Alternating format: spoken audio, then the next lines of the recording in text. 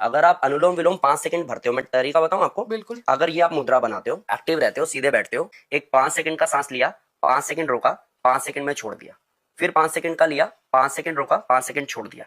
ये एक तरीका है अगर आप बिल्कुल स्वस्थ हो। और अगर आपको ऐसी कोई बीमारी है, आपकी लंग्स की कैपेसिटी ज्यादा नहीं है, आपका दम फूलने लग गया है, तो फिर क्या करना, लंबा गहरा सांस लिया, मैक्सिमम जितना भर सकते हो, और लंबा गहरा सांस छोड़ा।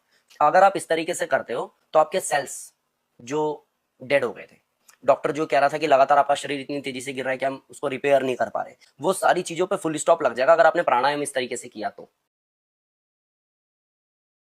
प्राणायाम करताना योग्य क्रम. प्राणायाम करताना योग्य क्रम पाळणे महत्त्वाचे आहे, जेणेकरून त्याचा पुरेपूर लाभ घेता येईल. नवशिक्यांसाठी खालील क्रम उपयुक्त ठरू शकतो. पहिला प्राणायाम. अनुलोम विलोम नाडी शोधन. अनुलोम विलोम प्राणायाम हा फुफ्फुसे आणि नाडी शुद्ध करण्यासाठी अत्यंत प्रभावी आहे. यामुळे शरीरातील ऊर्जा संतुलित राहते आणि मन शांत होते. हा प्राणायाम कोणत्याही स्तरावरील साधकांसाठी योग्य आहे. कसे करावे? 1. शांतपणे बसा, पाठ सरळ ठेवा आणि डोळे मिटा. 2.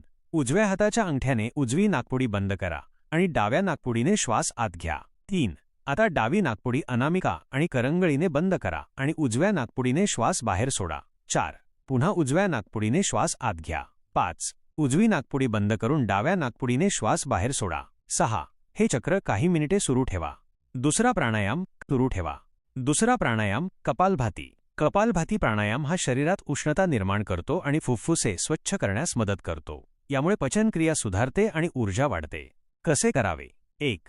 शांतपणे बसा, पाठ सरळ ठेवा आणि डोळे मिटा. 2. दीर्घ श्वास आत घ्या आणि नंतर नाभीला आत ओढत झटक्याने श्वास बाहेर सोडा. 3. श्वास बाहेर सोडताना पोटाचे स्नायू आत खेचा आणि श्वास आत घेताना पोटाला आराम द्या. 4. हे जलद गतीने करा, पण आरामदायक वेगाने करा. सुरुवातीला हळू सुरुवात करा आणि हळूहळू वेग वाढवा. 5. सुरुवातीला 2 ते 5 मिनिटे सराव करा. तिसरा प्राणायाम भ्रामरी. भ्रामरी प्राणायाम ज्याला सराव करा. तिसरा प्राणायाम भ्रामरी. भ्रामरी प्राणायाम ज्याला मधमाशांचा श्वास असेही म्हणतात, मन शांत करण्यास आणि तणाव कमी करण्यास मदत करतो. झोप सुधारण्यासाठी आणि एकाग्रता वाढवण्यासाठी हा प्राणायाम अत्यंत प्रभावी आहे. कसे करावे? 1. शांतपणे बसा, पाठ सरळ ठेवा आणि डोळे मिटा. 2. तर्जनीने पहिल्या बोटाने कानांचे कव्हर बंद करा. 3. दीर्घ श्वास आत घ्या. 4. श्वास बाहेर सोडताना ओठातून म असा नाद करत मधमाशांसारखा आवाज काढा. 5. हा आवाज तुमच्या डोक्यामध्ये आणि छातीत कंपन निर्माण करेल. 6. हे 3 ते 5 वेळा पुन्हा करा.